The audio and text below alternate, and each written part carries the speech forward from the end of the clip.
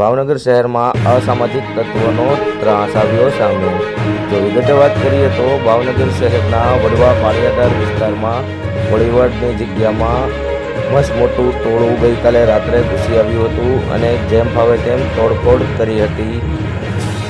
આ ઘટનાની જાણ થતાં ભાવનગર નિલંબન પોલીસ સ્ટેશનના માણસો ઘટના સ્થળે દોડી આવ્યા હતા અને આગળની કાર્યવાહી હાથ ધરી હતી। ઘટનાના બનાવના પગલે લોકોના ટોળા એકઠા થઈ જવા પામ્યા હતા।